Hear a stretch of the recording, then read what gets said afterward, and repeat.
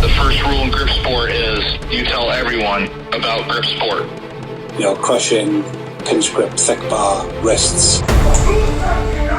If the best guy in the world can't lift 100 pounds on it, I don't give a shit about it. All right, everybody, welcome back. I have Eric Roussin with me, and here recently we have had the U.S. Grip Nationals Championship and the Canadian Nationals Grip Sport Championship, and both of those have wrapped up. Eric, you were the winner for the Canadian Nationals, and Jed Johnson was the winner for the U.S. Grip Nationals. And one of the things that we're going to be bringing up is obviously this for the Grip Sport International is you guys are about to have the North American Grip Sport Championship, and I just want to kind of, I guess, talk about maybe just a slight history on that, and because it hasn't happened for a couple years, if my memory is right, and this is kind of coming back, and maybe that'll be a thing that's on the calendar for the future and stuff. So, could you just kind of break down the history of the North Americans and kind of what's going down this year?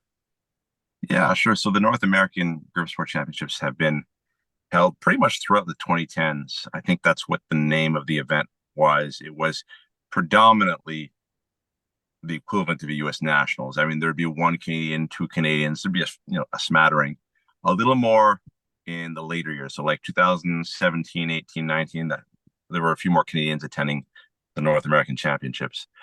And between 2015 and 2019, there was also a Canadian Nationals, but there was no U.S. Nationals.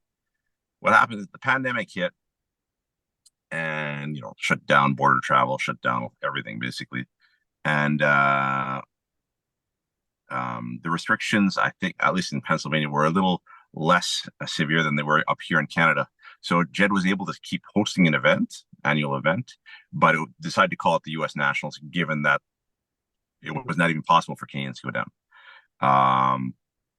There was no Canadian Nationals in 2020 or 21, but we were able to bring it back in 2022. And we basically, discussions with Jed, we said, let's bring back the North American Championships eventually, but now we're both having our own nationals. Let's keep that going. And then the North Americans will sort of be the next level event. Mm-hmm.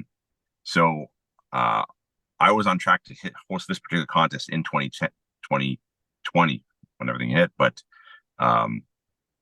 anyway, took a few years to get back to it.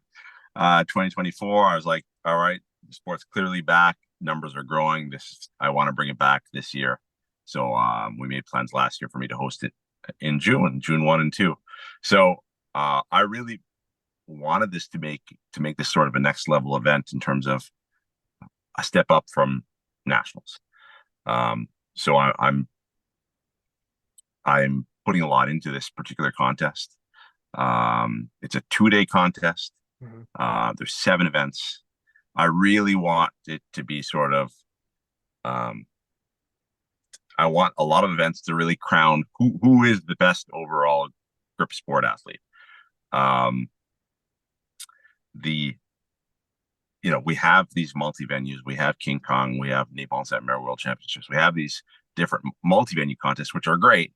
But as you know, and we're on the same page, it's always nice to see who's the best in a same day, same implements, who comes out on top. So I really like that. So I'm really trying to make that happen for this contest. So, yeah. So I don't know if do you want me to run through sort of the events for the 2 days, or is that a good place to start? Or yeah, I think that'd be a good place to start. And just so everybody's aware, the competition will be held. We're basically a week out. And it should be, June 1st and June 2nd are those 2 days that, the competition is going to be held. Right. But yeah, we could, just putting out what the time frame is, we're a week out, so people kind of know when to expect results, or maybe if they want to follow along or something. But yeah, give us a rundown in kind of what that lineup of events looks like for the competition coming up. Sure. So I am hosting them, the contest in Gatineau, Quebec, which is just across the river from where I live. I'm in Ottawa. So it's, 15 minutes drive from where I live. We're in a strongman gym. We have the gym to ourselves for the whole weekend. 4 events on Saturday. We start things off with the Silver Bullet. And what's going to be fun with this event, I don't know if you saw this posted, but GSI now has an official set of grippers for the Silver Bullet. This set was donated by Matt Cannon Powerworks. Jalen worked with Matt, and they decided let's try and get a gripper that's representative of the level. So they Matt found a gripper that matches the mode for each level. So we have grippers from number 1, 1.5, 2, 2.5, 3, 3.5, and 4 that match the mode according to his ratings data, which is based on thousands of grippers. So the mode, for those who don't know, is the most common gripper rating. So I thought it was a great example. So now we have that set. Anyone who wants to include the Silver Bullet in a GSI sanctioned contest and have the results tracked in the database, we're going to start tracking it. And how we're going to track it will be separate lists by level. We're not going to track all the levels. For men, we're probably going to track the 3, the 3.5, and the 4. For women, we are going to track 3 levels. I just haven't decided what makes the most sense. We'll see what comes out of this contest. We'll see, where, are any women doing it with the 3.5? I don't know. But probably, maybe the 2, the 2.5, or the 3, or the 1.5, the 2, or the 2.5. I'm not too sure yet. But I think that's a really cool that we now have that set. So that's one of the things that held us back from tracking the Silver Bullet is the variability among grippers. But now that we're going to be using the set, I think it's great. So no one has touched this set, but Jalen has them in his possession. He's going to be bringing them up to the contest. So, we'll see what we get. The second event is 2 3/8 inch Napalm's Nightmare, 2-hand Napalm's Nightmare. So that's thick bar lift, GSI. So there aren't any lockout lifts in this contest. They're all to a height. That one is, has been contested before. I don't think it's been contested as often as the 2-inch one, but I like the bigger diameter. I like the bigger challenge, heavier weight, not heavier weight, a harder challenge for the hands. Yeah. So that's the second event.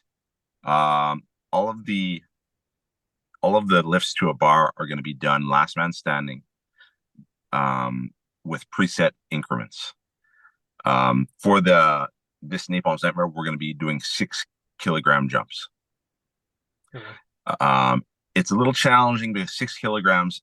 My goal is to find out, who are the strongest people at that particular contest. It's not going to allow everyone to hit necessarily their peak number. Like if you were like, oh, I really want to hit 133, but it was 130 and we're jumping to 136. That's one of the limitations of the contest. There are 36 competitors. I have to keep things going at a manageable pace. And although it's last man standing, you also have just a maximum of 6 trips to the platform. So you have to be a little strategic in terms of you can't just start at a really low weight and keep going and going. Not that you would want to do that anyway, but you have to be a little strategic. Like you don't want to make sure they burn through all your 6 attempts and then still have anything left in the tank. So it helps to have a pretty good idea of where you think you're at. And I will have separate implements on the side as warm up. So every implement that will be in the contest will also be available to practice. So if you're really worried about where you should jump in, just do some warm ups, figure out where you are. So that's how that one's going to run. Third event is the double shallow inch pinch. I don't know. Are you familiar with this event? It's got like the 2 little rectangles and it's a key pinch type. Exactly. Arm Assassin came out with that.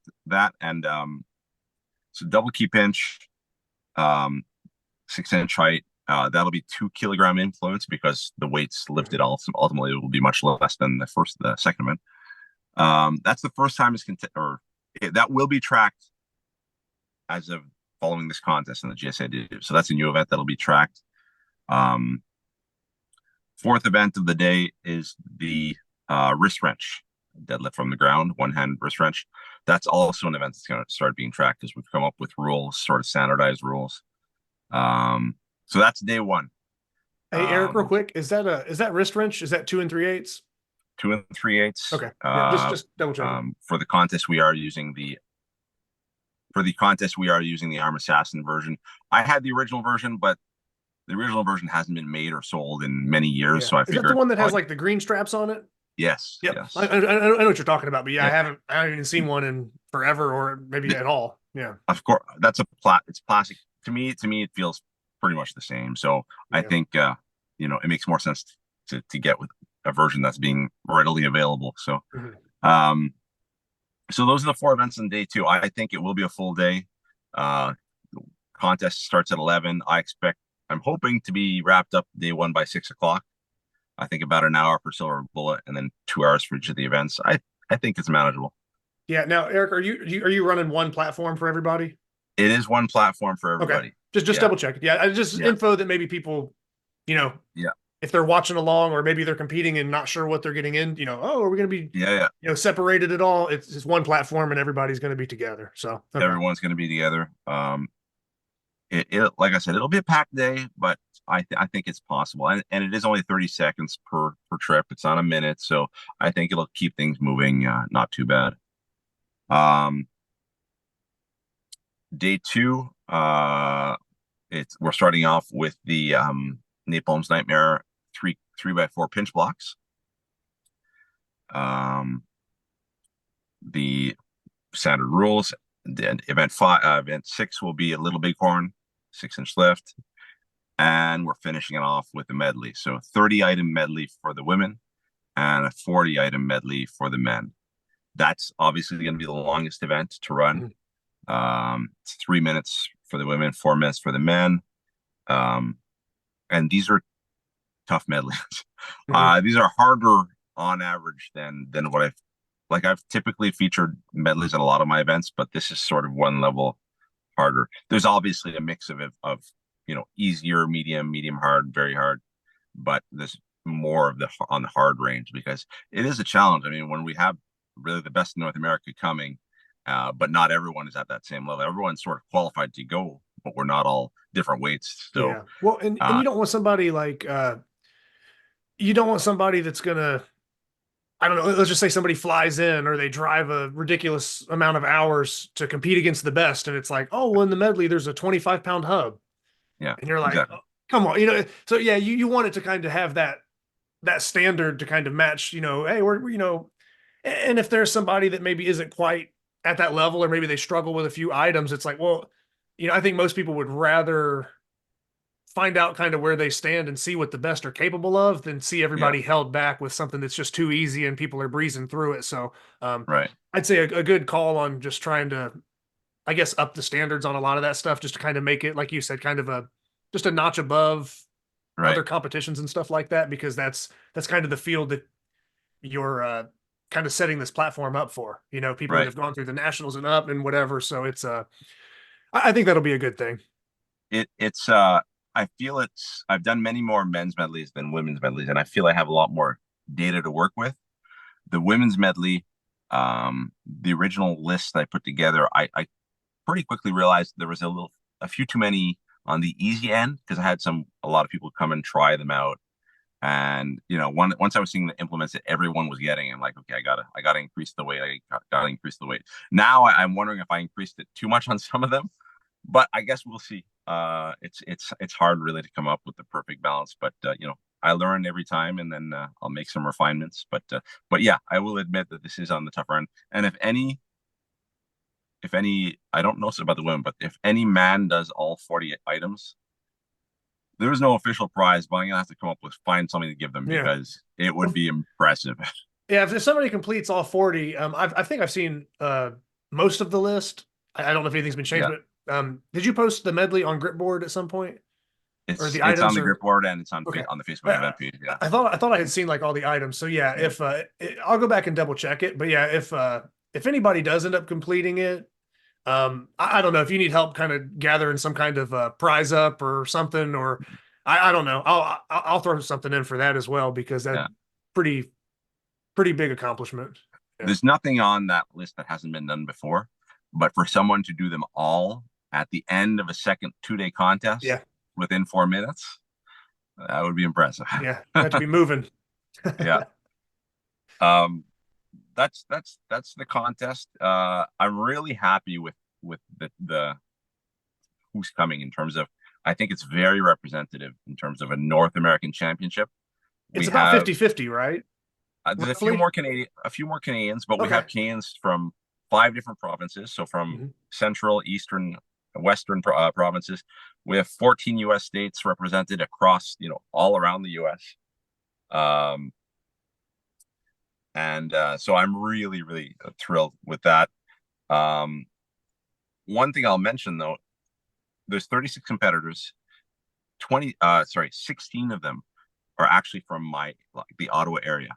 Mm-hmm. Now, I'm bringing this up not to say that we're unique, but I do want to use this as an example of there are many strong people out there, and you just have to expose the sport, and you're going to discover these people, because if I can find 16 people in my area to qualify for this contest, I'm sure there's strong people everywhere. So I'm just saying, use this as an example that, within a few years, if there's people who are running the sport and really trying to get people into it, it has potential to really grow.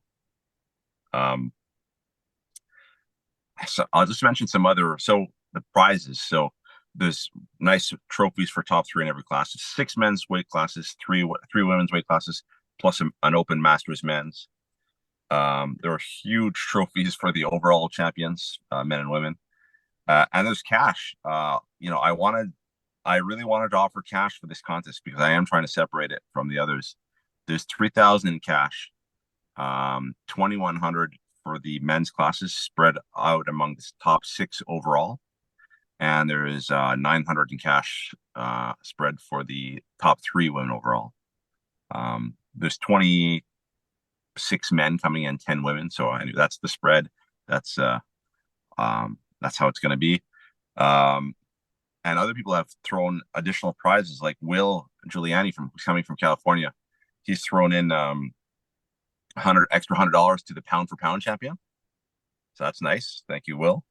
Michael Thomas from Oregon is throwing in $60 for the top wrist wrench lift. So that's great. There's a team trophy. Team trophy is determined by taking anyone who places top 3 in their class earns points. Every first place earns 3 points. Every second place earns 2 points, and every third place earns 1 point. Add everything together, and that'll be the team champion. Now, there are more Canadians than Americans, but I think there's the average caliber of the American competitors slightly higher. So I looked at the classes and I looked at the spread of the individuals, and I think it's going to be a close contest. So I think that's pretty exciting too. Every class is interesting to me. The big class is going to be the men's 83. I think there's 7 guys in that class, and there's no clear favorite. So I think that's going to be particularly exciting to watch. But really, most classes are hard to predict. Not every class, but most classes. So I don't know. I'm really, really looking forward to this event. Only 8 days away. For the 83 class, 83 kg class, I don't like throw you on the spot. Do you happen to know some of those names, just of some of the guys that are in that class by chance? Yeah, I'm going to try and get them all here. There's Dave 101, Dave Christopher. Yep. Maxim Gervais, who's the young 16 now from the local guy. Stefano Fortunio from Ottawa. Mike Rogowski. Will Reed. Nick Sorensen, another Canadian. Have I named 6 or have I named 7? I'm not sure, man. Yeah. I wasn't really keeping track. I was just kind of thinking like, okay, yeah, I know so and so. I know them. Okay, yeah. So there's a lot of established guys, but it's I don't think there's a clear favorite in that. People are coming to this contest with different strengths. So it'll be interesting to see. Now, with you being I know it doesn't matter. This is a separate competition, but you coming in with the momentum from winning the Canadian Nationals, right, and Jed coming in winning the U.S. Nationals, regardless of where you guys shape up, are you going to beat Jed in this competition? Jed is hard to beat. I mean, he's so I find he's so well balanced. The one thing that I think might throw him off is my equipment is not seasoned like his equipment. I don't know how to get my equipment seasoned like like other venues. So I think our numbers will be not as high. Some athletes' numbers won't be quite as high as maybe they're used to, because I do think, they all have chalk. All the equipment is chalked in season. It's not super season, I should say. Yeah. And I think that will affect the numbers. So, but I do see Jed as being the guy to beat in this contest, and I think it'll be hard to do, because I was looking at the medley items, and I'm like, I couldn't really identify any that I was sure that he couldn't do.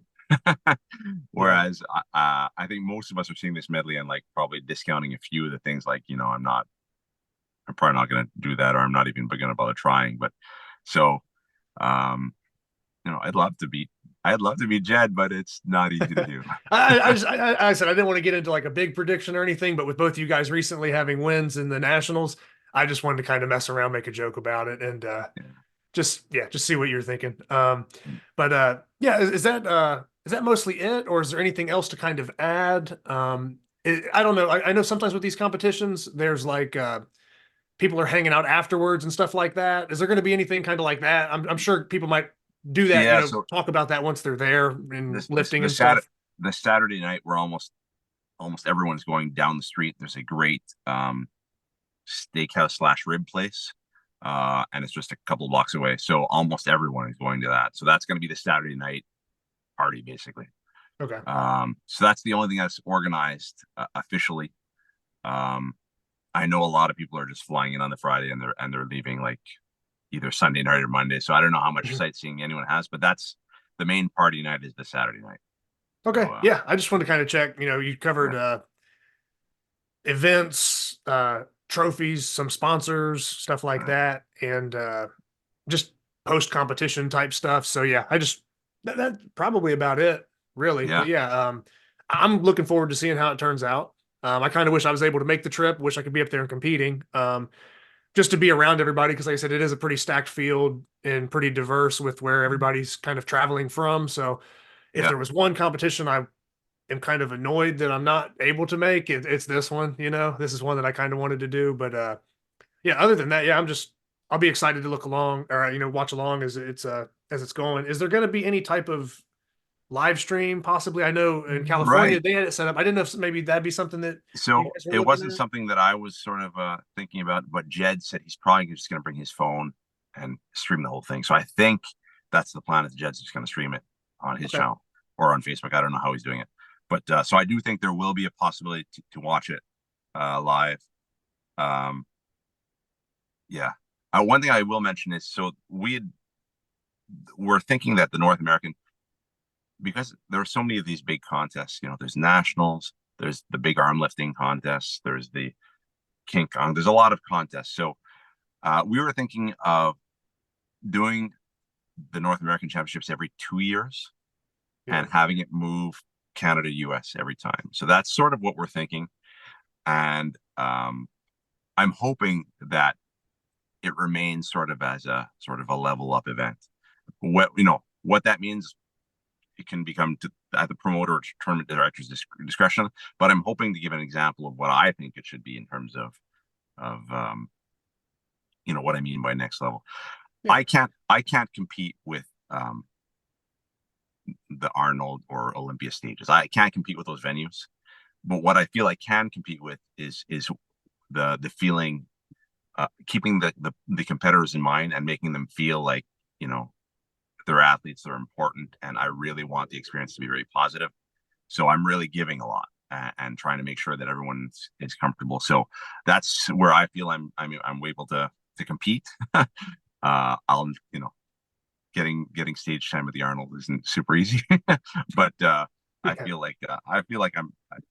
feel confident that this will turn out how I'm hoping it will. And then I'll be looking forward to the break afterwards, because this is, like I said, I've been planning this contest since 2019. There's a few years in between that I wasn't really doing anything. Yeah. But for the past almost year now, I've been looking forward to this. So I'm looking forward to Sunday night now. I think it'll be, like you said, with that break in between, and like you said, kind of bringing it back like every 2 years for the North Americans. I think you're the right guy to get it back on track and kind of get it established again. So I think that the competition's in good hands, and everybody knows how much you've competed over the years and how many different things you've hosted and stuff like that. So I think that should go smooth. And then just one thing that's like a side note that I would add. Yeah, we say that we can't compete with like the stage of like an Arnold or an Olympia. And I get it. Maybe sometimes there are bigger crowds because there's just so many people. But if we're being honest from a lifter's standpoint, 99% of the people in that building aren't there to necessarily watch you, always Right. lift. You know what I mean? It's cool to be in that environment, but just because there's, I don't know how many thousands of people at the Arnold, it's not like they're all huddled up Right. because they paid their admission just to watch that one stage, So, um, like I said, that it's not necessarily a good or a bad thing. It's just like an observation, where Yeah. if you get the right intensity, the right level of lifters, like you have scheduled already, I don't think that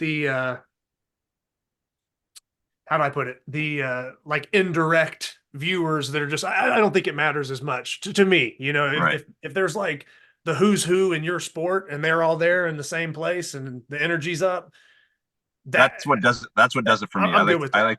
I like to Yeah. compete against, I like the contest to be tough. I like to compete against the best athletes. So that's really what I'm happy is we're going to see that. So it's Yeah, great. because the best are still going to be lifting there. Like I go to the Yeah. Arnold or something, it's like I just go to lift against the best. I don't go there for some Right. random person that I don't know over here. So Right. that's just my perspective. I think that crowd, no crowd, as long as the Yeah. talent level's there, which it is, Yeah. and the events and the competition is ran smooth. Yeah, a little Yeah. bit of a less of a crowd maybe, but as far as the intensity and what's going to happen, Right. same deal. Yeah. Same level, same stuff. So, um, yeah, I guess that would pretty much kind of wrap it up. So, yeah, thanks for taking the time again and kind of just doing this preview to kind of make people aware of this competition kind of getting back into the scheduling. And I think it's a good idea that it's going to potentially bounce back and forth between Yeah. Canada and the US. And every 2 years, I think is good because it kind of gives it time to build up a little bit.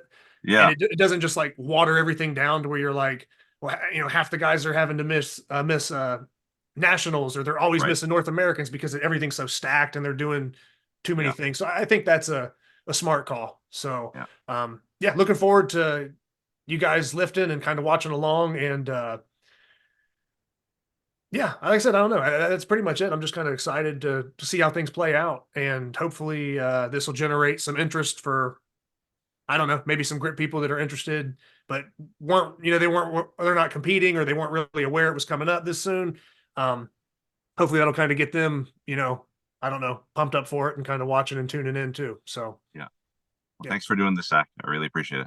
Oh yeah, man, no problem. But yeah, like I said, we'll probably get back with like a results episode at some point in time and kind of see how things, turn out. But yeah, until then, yeah, hope everybody has a good competition. Hope everybody lifts well, and yeah, just look forward to seeing what happens. So we will probably see you guys in regards to the North Americans next time for some type of recap or results episode once all the dust is settled. But for now, yeah, best of luck to everybody lifting, and best of luck for you hosting as well, because you're going to have to do the whole host and compete type thing, So, yeah, just good luck to everybody. So that's pretty much it. Excellent. Thanks a lot. Yep. Thank you, Eric.